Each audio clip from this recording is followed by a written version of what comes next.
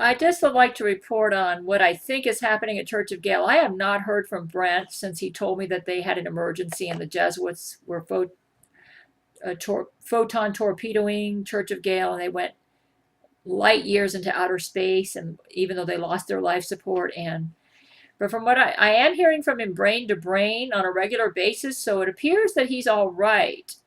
But until I hear from him through email or other means, I'm not 100% sure all my brain to brain communications are accurate, but I'm fairly certain that Brent Spiner's all right, because the voice in my mind that's talking to me does sound like him. It doesn't sound like an imposter. From what I understand, one of my men did die, and the Lord Jesus had to bring him back. He went to heaven and came back. But I'm not going to report any more on this until I'm sure of the facts. Though it appears that Jesus has been doing some miracles, and he's right now, Church of Gail, I believe, is still in outer space. It hasn't come back yet, which may explain why I haven't heard from them.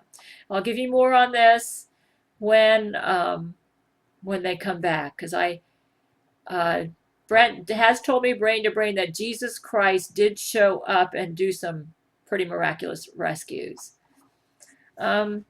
The reason I want to go on now is I've looked at the most recent posts at Church of Gail, and I was reading the stuff they have under the Brent Spiner section, not Church of Gail, a Crazy Gail wiki. I want to explain why it was that a little bit about my history with Brent Spiner in the 1990s. I did make a statement on my website that during June 1996, when I first found out about Lori McBride, that I screamed at Brent and said, "How could you have this woman when I depend totally on my husband for financial support and I could be out on the streets?" I was really brave to maintain my correspondence with Brent Spiner when I was married to my former husband. I was literally risking the streets to maintain my correspondence with him. If financial security was my prime concern, I would not have done that. You might say, well, why did you risk the streets to write Brent Spiner? It's because I sensed that Brent really loved me. Whereas I was in a cold, loveless marriage, but I sensed that Brent really loved me.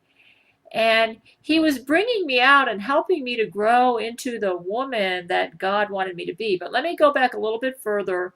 You might say, how could you lie to your husband? And, one time my former husband confronted me and asked me if I was still writing Brent Spiner. And I did lie and say that I wasn't writing him, but that's because I was writing Gates McFadden. So I wasn't really lying. It was like a white lie. You might say, well, how can you say that Jesus would give you his semen in the millennium? To be honest with you, I don't completely understand myself why Jesus favors me in that manner. I mean, I don't see myself as anything special, but, you got to understand, Jesus, he judges by the heart, not by the outward appearance. And despite how the Jesuits try to portray me at Crazy Gail Wiki, I really do have an unusual heart. I have literally risked my life to defend my men. And, there have been times when I could have betrayed Brent Spiner or Vladimir Putin or Franco Nero. In 1998, when my mobile home was being burned down, I actually had Jesuit police officers come over to my place and say, "You must have made somebody awful mad that somebody would set fires around your mobile home. Do you have any idea who you could have made mad?" And I didn't open my mouth. I didn't tell them anything about Brent's wiretap on my phone.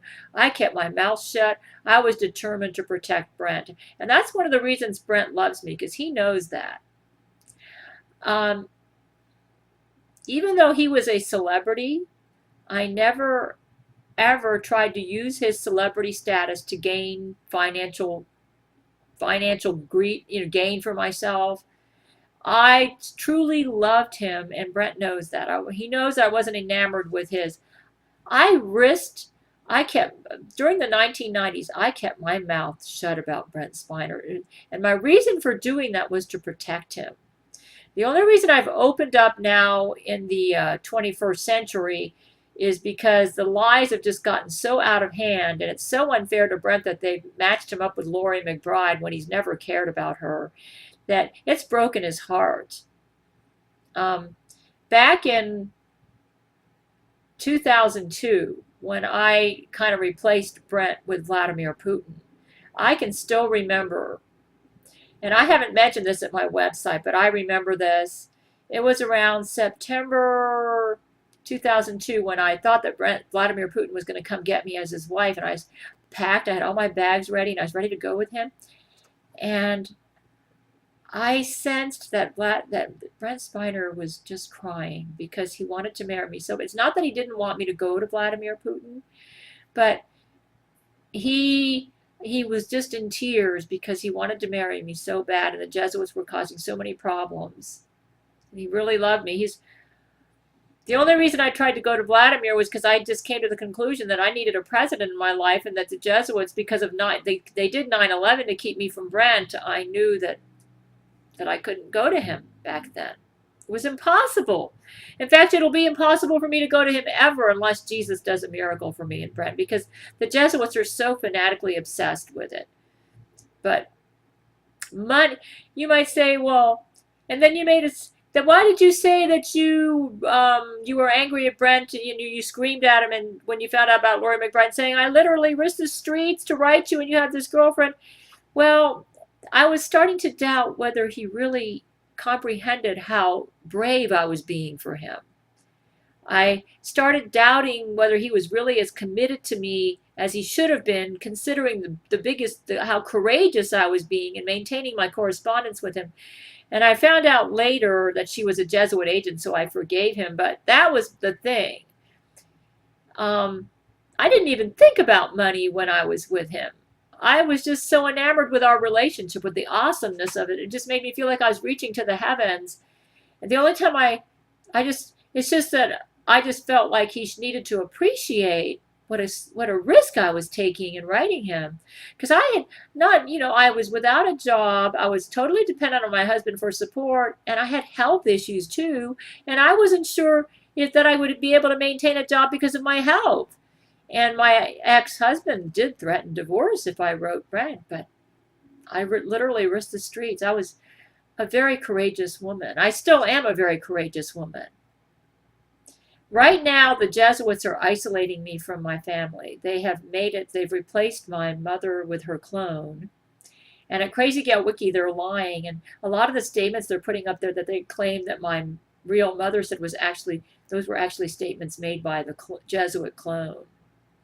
And the lies are just getting really out of hand. It's not fair to my family. It's not fair to my friends. I was friends with a doctor in South Carolina, a family practice doctor.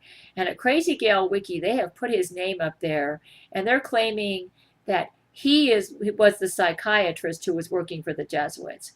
If you want to find out which psychiatrist it was who was working for the Jesuits, go to orderofthejesuits.com and find out the real name of the wicked doctor that the Jesuits used in South Carolina, okay?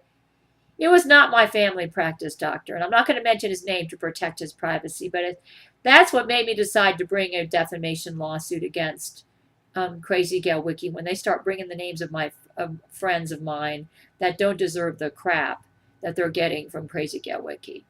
He actually liked me, and I considered him, this doctor I considered one of my friends, and he would never work for the Jesuits.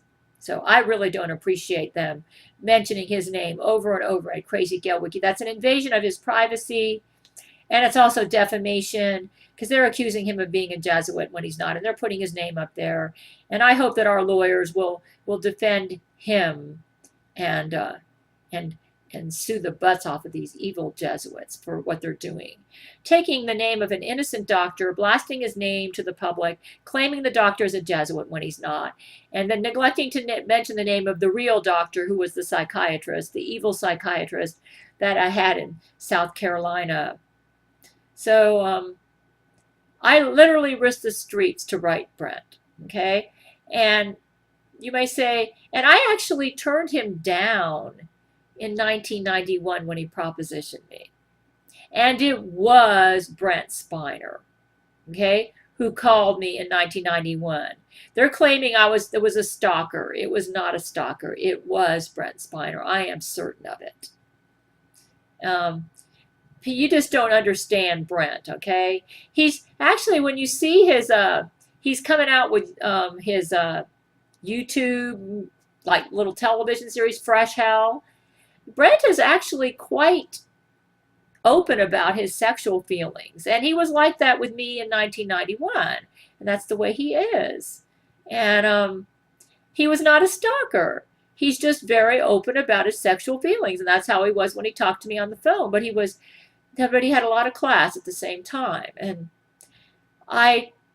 the reason I didn't go to Brent even is because the Lord I went to God in prayer, and he said, Gail, he promised that he would make a way for me and Brent to get together in his time, in his way, if I would do it God's way. So God said, now, back in the early 1990s, Jesus said, now is not the time, Gail. You need to just stay where you're at and don't go commit adultery or any of those things, and I will make a way for you. And I still believe Jesus will. And that's why I turned him down and I didn't go, because Jesus gave me a promise in the early 1990s. He said, Gail, I will give Brent to you in the future. I said, how will you do it? I'm married right now. Jesus said, I will. It's not my time right now. You need to stay where you're at. And that's why I didn't go to him. That's the real reason. I was obeying Jesus. It was very hard for me to do, but Jesus said, if you'll be patient, I'm going to make a way for you and Brent in the future, and I still believe that today.